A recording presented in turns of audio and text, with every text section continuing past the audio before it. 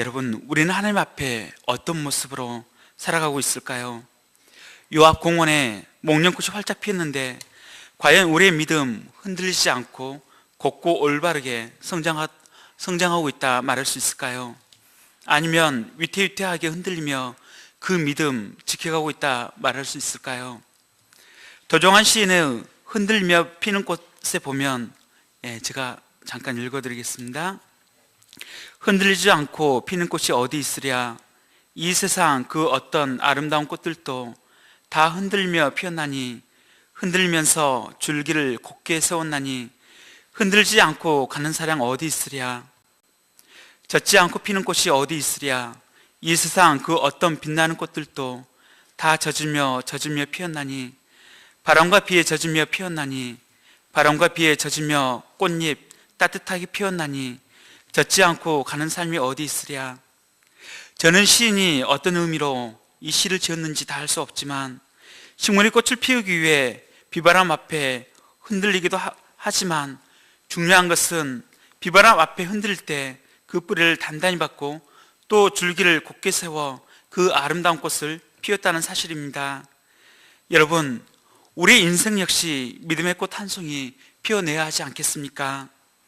비록 우리의 믿음, 불어오는 유혹과 시험 앞에 때로 흔들리며 연약해질 수 있지만, 중요한 것은 그러한 때에 그 믿음이 꺾여 좌절하기보다 그 믿음의 뿌리를 더욱 단단히 주님께 뿌리 내리고 그 믿음의 줄기를 곧게 세워 주를 향한 아름다운 향기를 바라는 것이 중요하다 생각합니다. 저는 여러분 모두가 그러한 믿음의 꽃을 피워내는 성도가 되어줄 줄 믿습니다. 그래서 그 향기에 취해 그 믿음이 어떠하고 그 사랑이 어떠한지 궁금해 불신자들이 몰려오는 역사가 일어나길 기대해 봅니다. 그러하기 위해서는 우리가 우리의 내면을 조용히 돌아보았으면 좋겠습니다. 요즘 나는 무엇을 쫓고 있는지, 무엇으로 내 내면을 채우고 있는지, 죽게 만족하지 못하고 또 다른 것으로 나를 채우려고 하고 있지 않는지 돌아보는 시간이 되었으면 좋겠습니다. 결국은 우리 안에 가득한 것이 꽃으로 피어나기 때문입니다. 서론이 길었는데 오늘 말씀은 예수님의 제자 중 한 사람이 요한이 자기 제자들에게 기도를 가르친 것과 같이 자신들에게도 기도를 가르쳐 달라고 요청했을 때 예수님께서 어떻게 기도해야 하는지 가르쳐 주신 말씀 뒤에 일어난 사건입니다. 그리고 그 사건의 중심엔 말 못하는 한 사람이 있었습니다. 여러분, 청각장애인에 대해 아십니까? 예전 우리 교회가 용봉동 전대후문에 있을 때 줄 예배 후에 농화학교 신방을 다녔습니다.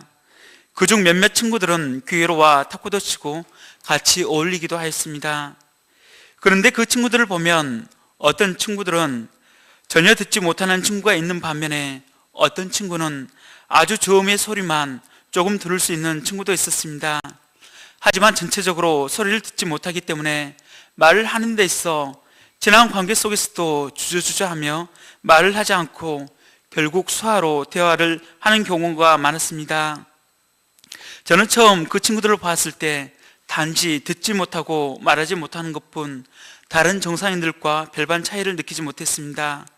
오히려 말 없는 저보다 더 활동적인 친구도 있었는데 그렇기 때문에 더 그렇게 느꼈는지도 모르겠습니다. 그런데 그들과 점점 가까이 다가갈수록 제 마음속에 다가오는 벽이 있었습니다. 그것은 소화의 한계라 해야 할지 언어의 장벽이었습니다. 듣지 못하기 때문에 때론 글로 써가며 대화를 이어가지만 깊이 있는 대화까지는 이루어지기가 어려웠습니다. 우리말에 아 다르고 어 다르다는 말이 있는데 어떻게 말하느냐에 따라 의미가 확 변합니다. 그런데 소화의 특성상 우리가 쓰는 조서가 물론 있지만 한계적입니다. 정확히 의미를 전달하기에 제가 느끼기에는 너무나 부족했습니다. 특히 복음을 전하는 데 있어 언어는 커다란 장벽이었습니다. 오히려 다른 장애가 있고 들을 수만 있다면 더 낫지 않을까 싶은 생각이 들 때도 있었습니다. 물론 제 개인적인 생각입니다. 이처럼 들을 수 없다면, 또 말할 수 없다면 정확한 마음을 전달하기가 힘듭니다. 그런데 이와 평행선상에 있는 마태복음 12장에 보면 눈멀고 말 못하는 사람으로 더 구체적으로 나타내고 있습니다. 곧 청각장애만 있는 것이 아니라 시각장애까지 갖고 있었다는 사실입니다. 여러분, 사람이 듣지 못하고 말하지 못한다는 것이 얼마나 답답한 일입니까? 그런데 거기에 더하여 앞까지 보지 못한다면 그의 삶이 얼마나 피폐해져 있을까 짐작이 가고도 남습니다. 아마 깊은 절망 가운데 있었을 것입니다. 그만큼 우리가 말하고 듣고 볼 수 있다는 것이 얼마나 큰 축복인지 알지 못하는 경우가 많습니다.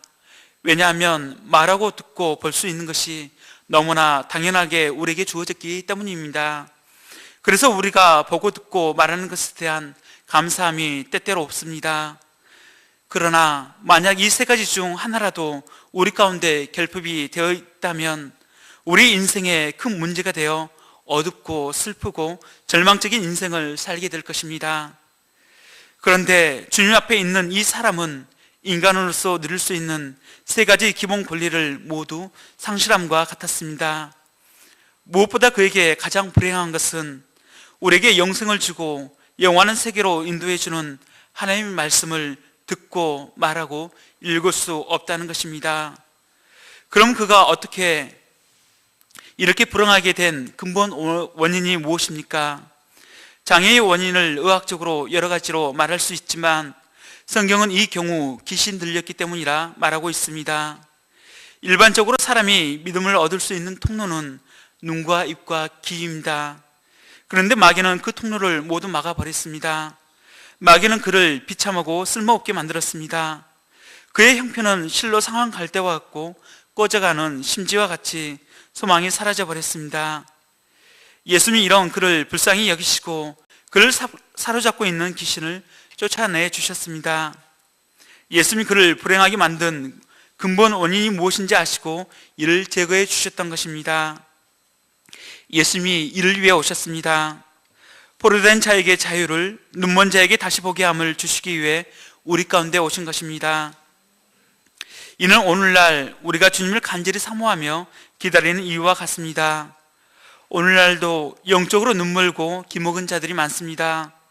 영적인 소경은 영적인 세계를 보지 못합니다. 영적으로 기먹고 벙어리 된 자는 영적인 말을 알아듣지도 못하고 말할 줄도 모릅니다. 이는 우리가 주께로 돌아가고자 하는 길을 사단 마귀가 막고 방해하기 때문입니다. 그래서 이런 우리를 위해 자유함을 주시기 위해 예수님께서 우리에게 오신 것입니다. 그리고 큰 은혜를 우리에게 부어주신 것입니다. 본문에 나오는 이 사람 역시 주님의 은혜에 얼마나 크게 기뻐하고 감격했겠습니까? 그런데 이 역사에 대한 사람들의 반응이 다양합니다. 먼저 무리들은 이를 놀랍게 여겼습니다. 그들은 예수님이 행하시는 역사를 순수하게 바라보고 하나님의 역사임을 인정했습니다. 말 못하는 자가 말하게 된다는 사실을 놀라운 성령의 권능의 역사였기 때문이었습니다. 하지만 그러한 중에도 이를 인간적으로 바라보고 비판하는 자들이 있었습니다. 첫 번째 부류로 마태복음 12장에 보면 이들은 바리새인들이었습니다. 이들은 하나님의 역사를 인정하지 않고 넘어서지 말아야 할 선을 넘어버렸습니다. 그들의 반응이 어땠는지 다 같이 15절 말씀을 읽어보도록 하겠습니다. 15절 말씀입니다. 시작. 그 중에 더러는 말하기를 그가 귀신의 왕 바알세불을 힘입어 귀신을 쫓아낸다 하고. 여러분, 바알세불이 무엇인지 아십니까? 이는 매우 모욕적인 말인데 바알세불이란 말은 열왕기하 1장에 나오는 파리의 주라는 뜻의 에그론의 신 바알세불이라는 말에서 나왔습니다. 곧 바알세불은 오므로 주라는 뜻으로 바알세불이라는 말을 비꼬아서 말한 것입니다. 이는 파리보다 더 비하하여 오물이라 말함으로써 예수님이 하신 일을 폄하하는 것입니다. 이 놀라운 하나님의 역사 20절에 보면 하나님의 손을 힘입어라고 했는데 이는 성령의 역사를 나타낸 것입니다. 그런 성령의 역사를 보고도 오물의 신, 불결의 신, 바알세불의 역사라고 말한 것은 그들의 심리가 얼마나 배배에 꼬였는지 보여주는 것입니다. 그들은 이미 나타난 현상, 말 못하게 하는 귀신이 쫓겨난 현상에 대해서는 어떠한 반박도 할 수 없었습니다. 그 사실 자체를 덮고 부정할 수 없게 된 것입니다. 그러자 그들이 내세울 수 있는 논리는 예수님이 귀신의 왕 바알세불을 힘입어 귀신을 쫓아냈다 주장하는 일뿐이었습니다. 곧 이들의 말대로라면 예수님은 귀신의 조종을 받고 귀신의 도움을 받아서 일하는 귀신의 종이라는 것입니다. 어떻게 하나님의 아들을 귀신의 종으로 매도할 수 있습니까? 어떻게 똑같은 역사를 보고도 이렇게 다르게 평가할 수 있을까요? 그것은 그 마음에 예수님을 향한 시기심과 미움이 가득했기 때문입니다. 그리고 더 근본적으로 들어가 자신들이 얻었던 명성과 지위, 권력 등 그 모든 것을 잃을 것 같았던 두려움이 있었기 때문이었습니다. 사람이 평소에 어떤 생각을 품고 그 마음에 쌓는가에 따라서 그것이 말로 나타나고 행동으로 나타나게 됩니다. 그 마음에 가득한 것이 입으로 고백되어지는 것입니다. 이를 볼 때 바리새인들이 평소에 무슨 생각을 하고 무슨 마음을 쌓았는지 엿볼 수 있습니다. 그것은 비록 하나님을 섬긴다고는 하지만 자신들이 최고라는 생각, 자기들만이 정통이라는 생각, 자기들 외에는 다 틀렸다는 생각, 다 자기들 밑에 있어야 한다는 생각을 쌓아왔다는 것입니다. 그런 생각이 하루 이틀, 1년, 10년, 100년 오랜 시간 쌓이다 보니 교만과 자기의가 바위처럼 단단하게 굳어져 버린 것입니다. 그런데 이것이 바리새인들에게만 그러하겠습니까? 결코 그렇지 않습니다. 우리도 우리 행위의 기초에 자기의를 쌓아갈 때 우리 역시 그러할 수 있습니다. 우리가 섰다 할 때 넘어지기 가장 쉬운 것입니다. 그러므로 우리도 때로는 우리의 생각을 점검해 볼 필요가 있습니다. 내 마음에 지금 무슨 생각을 쌓고 있는가? 정말 순수하게 하나님의 영광을 구하고 하나님의 뜻을 찾는 겸손한 생각을 쌓고 있는가? 아니면 바리새인처럼 헛된 자부심과 자기의와 교만과 우월감을 쌓고 있지는 않는지, 내 생각의 방향이 잘못된 곳으로 나가고 있지 않는지 우리가 주님 앞에 나아가 조용히 기도해 봐야 할 것입니다. 그때 잘못됐다 싶으면 빨리 바꾸어야 합니다. 자존심이 조금 상하고 손해보는 감정이 저 밑바닥에서부터 올라올지라도 내 생각이 틀리고 성령께서 주시는 방향이 옳다고 생각하면 빨리 회개하고 바꾸어야 합니다. 그것은 미련한 것이 아닙니다. 정말 지혜로운 것입니다. 그러나 회개치 않고 끝까지 자기 생각을 고집하게 되면 어찌 됩니까? 우리 역시 바리새인처럼 될 수 있다는 것입니다. 제게는 꿈이 있습니다. 그것은 제 삶을 통해 주님을 닮은 꽃 한 송이 피워내는 것입니다. 이는 저만의 소망이 아닐 것입니다. 여러분도 그렇지 않습니까? 바로 우리의 인생을 통해 우리 역시 주님을 닮은 꽃을 피워내고자 하는 소망이 있는 줄 믿습니다. 그런데 그런 우리 안에 자랑할 무엇이 있다고 우리의 생각을 고집하고 시기하고 미워하는 마음으로 똘똘 뭉쳐 살려 하십니까? 결국 그런 마음 가운데 꽃은 피되 악취 나는 꽃만 더 피어내지 않겠습니까? 여러분, 우리를 향한 주님의 은혜를 바라보시길 바랍니다. 눈을 들어서 십자가를 바라보시고 그곳에서 우리를 향한 사랑의 외침을 들으시길 바랍니다. 그럴 때 우리는 주권적으로 구원의 역사를 지금도 이루어 가시는 그분의 구속 역사를 바라보게 될 줄 믿습니다. 예수님이 이렇게 귀신의 왕 바알세불을 힘입어 귀신을 쫓아낸다는 그들의 주장에 감정적으로 맞서지 않으셨습니다. 단지 그들의 주장이 얼마나 모순되고 어리석은지 17절에서 26절까지 비유로 말씀하셨습니다. 요약하면 다음과 같습니다. 첫째로 사탄이 사탄을 쫓아낼 수 없다는 것입니다. 우리 다 같이 17절 후반절부터 19절 말씀을 읽어보도록 하겠습니다. 17절 후반절부터 19절 말씀입니다. 시작. 스스로 분쟁하는 나라보다 황폐하여지며 스스로 분쟁하는 집은 무너지느니라. 너희 말이 내가 바알세불을 힘입어 귀신을 쫓아낸다 하니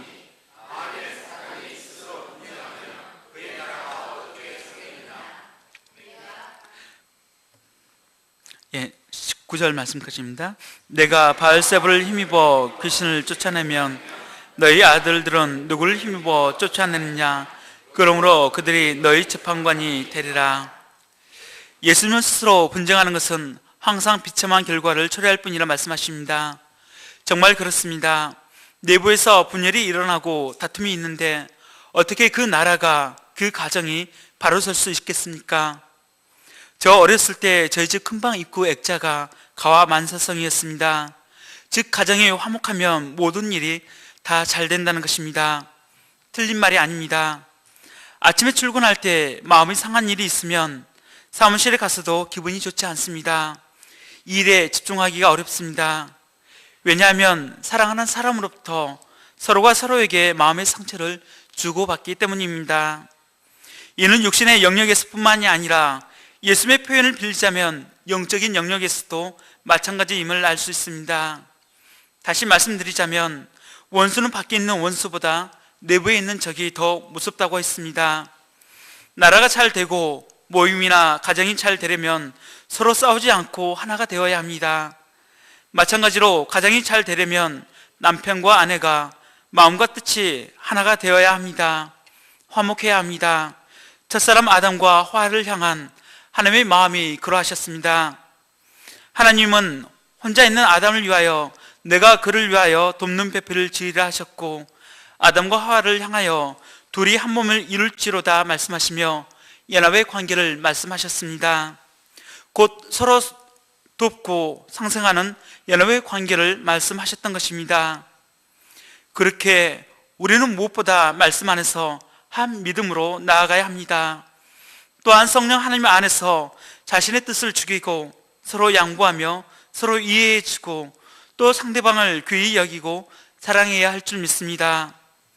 그렇게 우리가 하나 되기 위해 마음을 합하여 연합할 때 성령의 역사가 일어나게 될 것입니다. 그러나 그와 반대로 서로 비방하고 헐뜯고 미워하면 어떻게 되겠습니까? 그 단체와 집안은 분명히 분열되고 말 것입니다. 예수님의 말씀이 이와 같습니다. 그와 같이 사탄이 만일 사탄을 쫓아내면 스스로 분쟁하는 것이기 때문에 그의 나라가 설 수 없다는 것입니다. 사탄도 그들의 역사를 위해 서로 싸우지 않는다는 것입니다. 둘째로 예수님이 바알세불을 힘입어 귀신을 쫓아내면 너희의 아들들 곧 바리새인의 제자들은 누구를 힘입어 귀신을 쫓아내는 것인가 하는 것입니다. 왜냐하면 당시 바리새인의 제자 중에서도 하나님의 능력을 덧입어 귀신을 쫓아내는 자들이 있었기 때문이었습니다.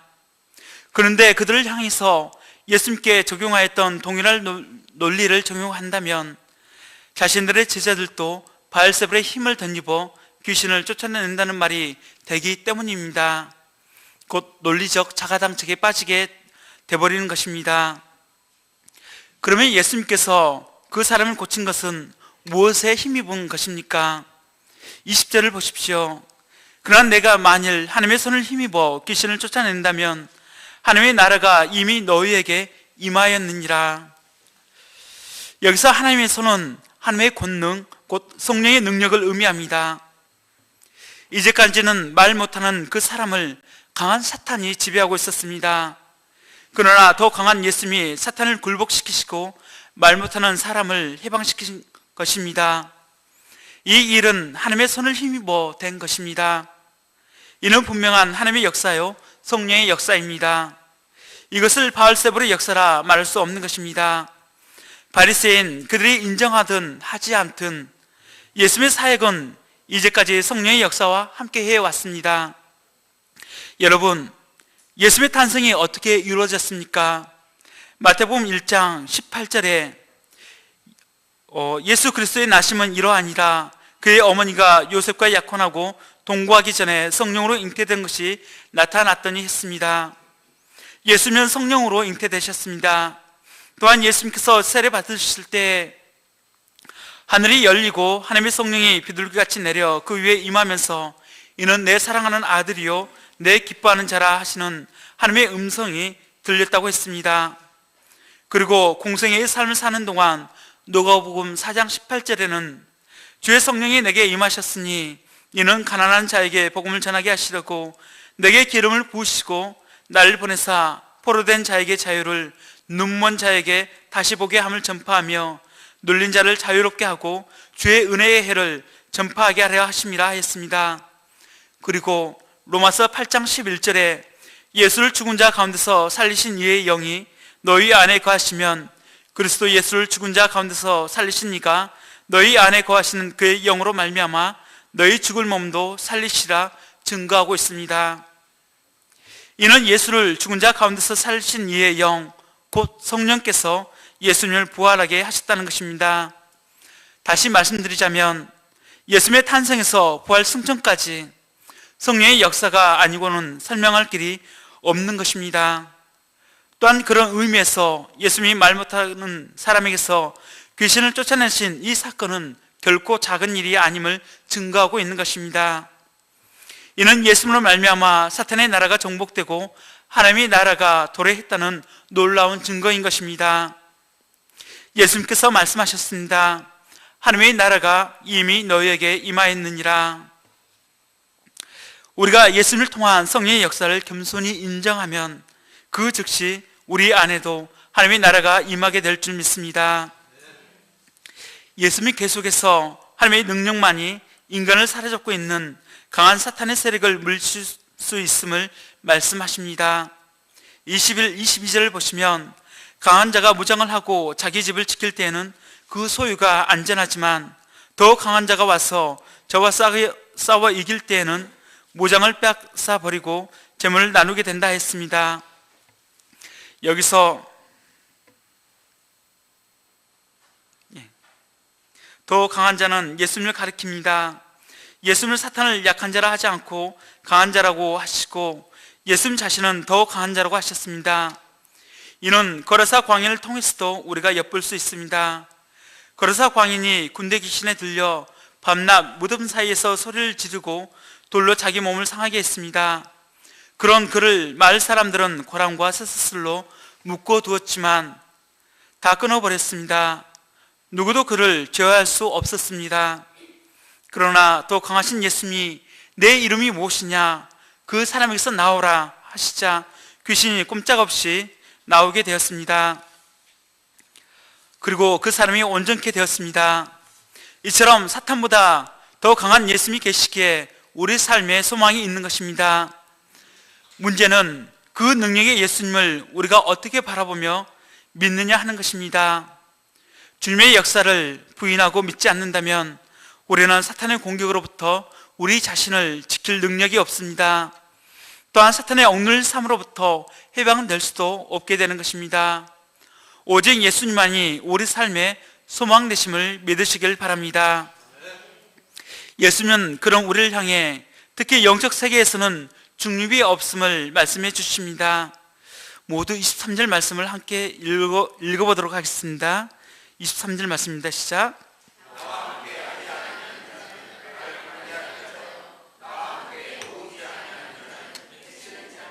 아멘.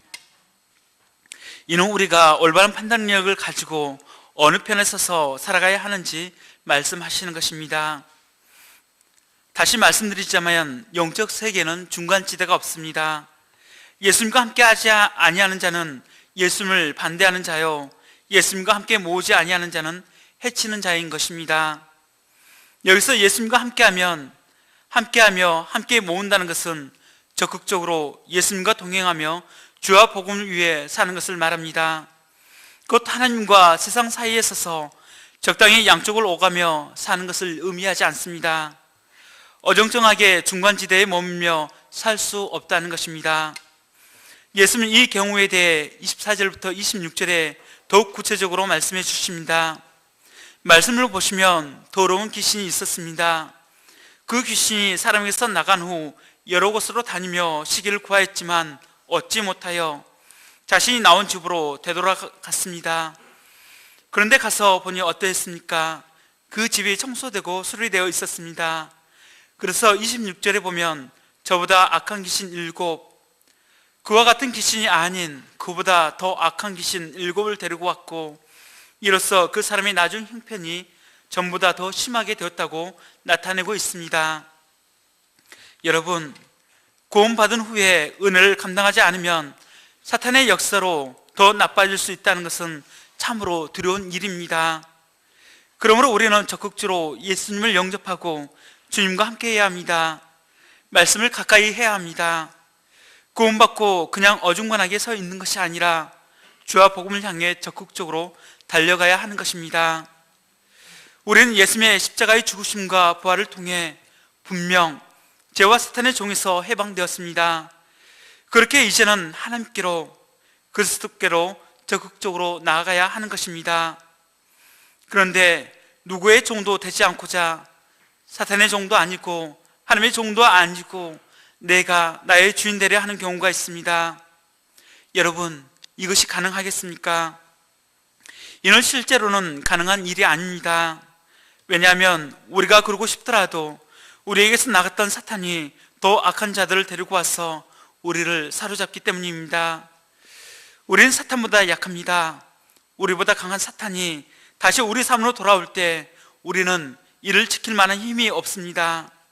그러므로 약한 우리는 적극적으로 예수님의 은혜로 채워져야 합니다.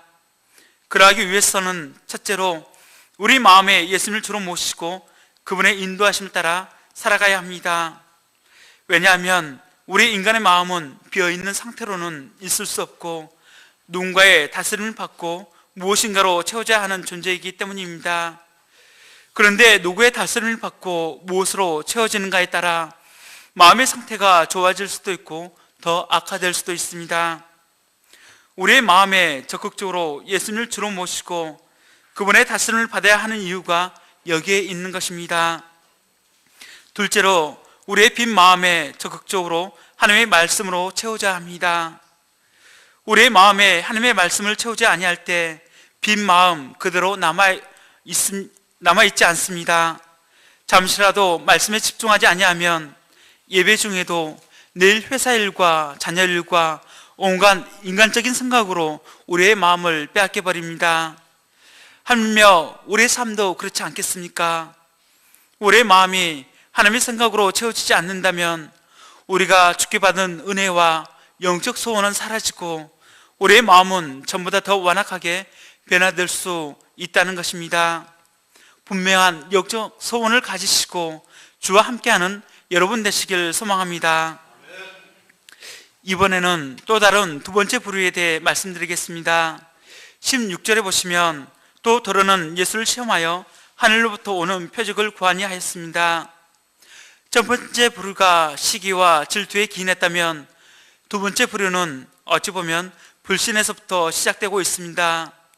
그들은 예수님의 은혜 앞에 함께 기뻐하기보다 또 다른 표적을 구할 수 있는지 시험하고자 하였던 것입니다. 그들은 벙어리 귀신이 쫓겨나가는 정도로는 양이 차지 않았습니다.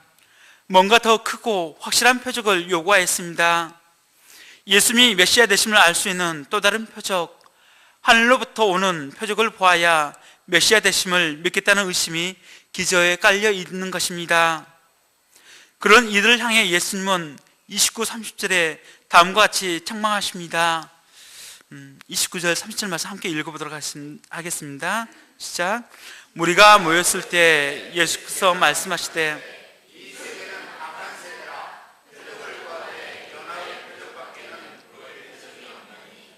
요나가 니느웨 사람들에게 표적이 됨과 같이 인자도 이 세대에 그러하리라. 예수님은 또 다른 표적을 구하는 그들을 향해 악한 세대라 책망하셨습니다.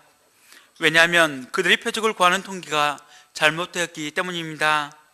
그들은 말 못하는 자가 말을 하는 놀라운 표적을 보고도 예수님을 믿지 않았습니다.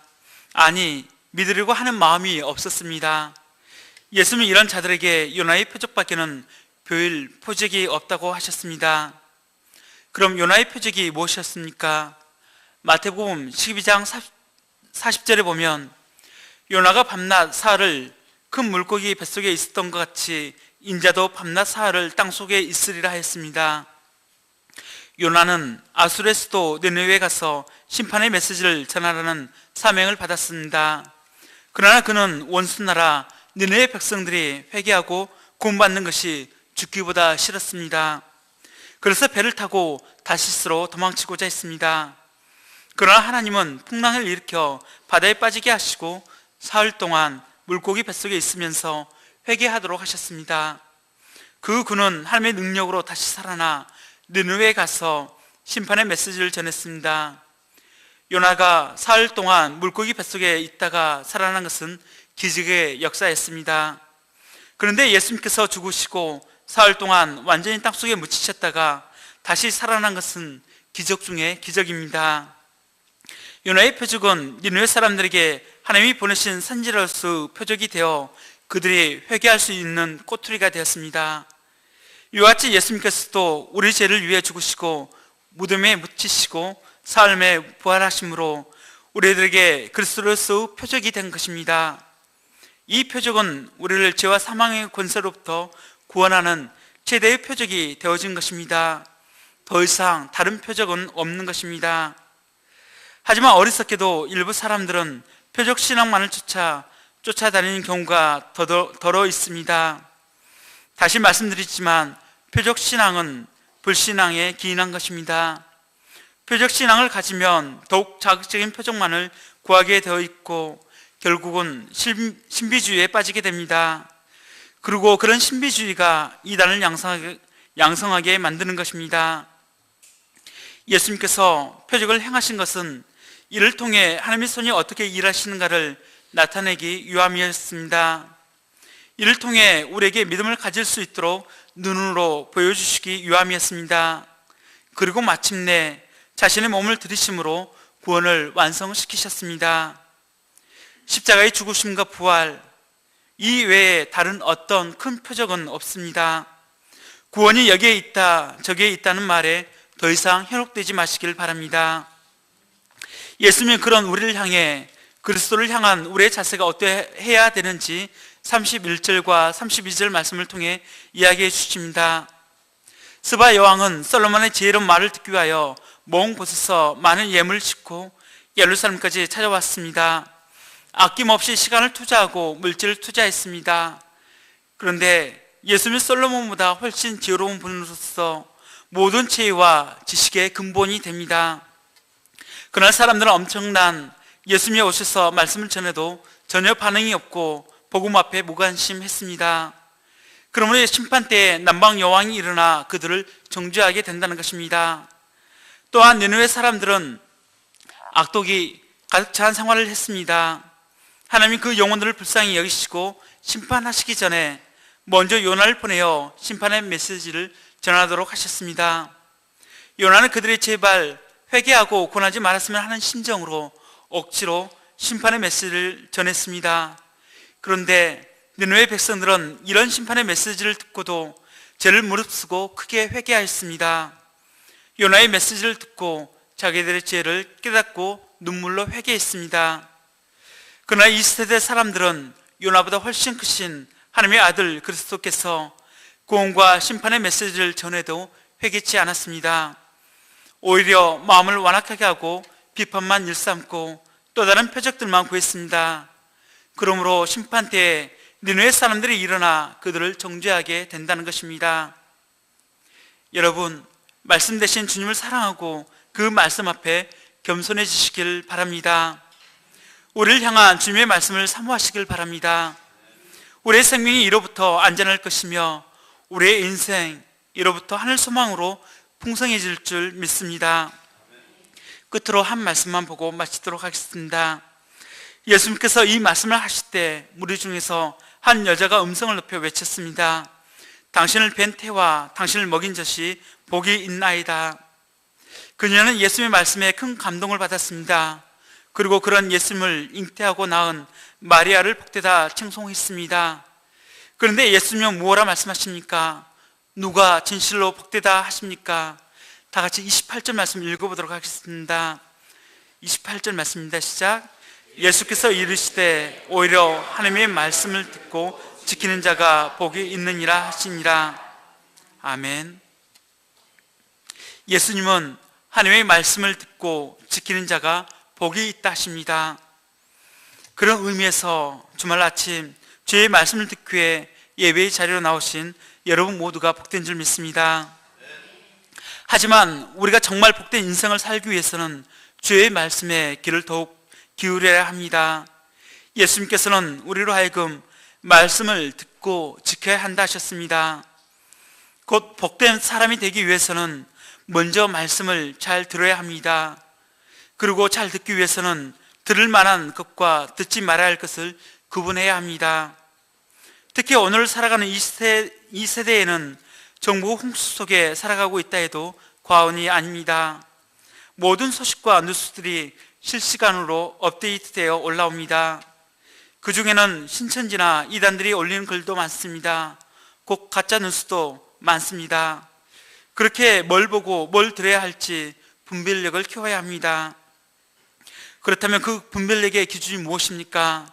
그 기준은 바로 성경 말씀입니다. 하나님께서 우리에게 주신 말씀에 기초해야 합니다. 그 기초 위에 우리가 말씀을 들을 때 요한복음 10장에 나오는 것처럼 그의 양이 목자의 음성을 알고 목자의 뒤를 따르게 되는 것처럼 우리의 삶을 인도해 가시는 주의 말씀을 듣고 따르게 될 것입니다. 또한 복된 자가 되기 위해서는 잘 지켜야 합니다. 듣는 것도 중요하지만 지키지 않으면 아무 소용이 없습니다. 예를 들어 의사가 아무리 좋은 처방전을 내려주고 건강에 좋은 운동 방법을 전해줘도 약을 먹지 않거나 운동을 하지 않는다면 아무 소용이 없는 것과 같습니다. 잘 듣는 것만큼 지켜 행하는 것이 중요합니다. 그런 의미에서 오늘 제가 여러 가지 말씀을 드렸는데 다 잊어버렸다 할지라도 오직 한 가지, 한 말씀이라도 여러분이 듣고 그것을 지킨다면 여러분의 삶이 복되게 될 줄 믿습니다. 그 말씀이 여러분 심령에 새겨지고 싹이 나고 또 자라서 꽃이 피게 될 줄 믿습니다. 저는 여러분 모두가 그렇게 주님을 닮은 꽃을 피워내실 줄 믿습니다. 그 삶이 복된 줄 믿습니다. 예, 말씀 받도록 하겠습니다. 기도드리겠습니다.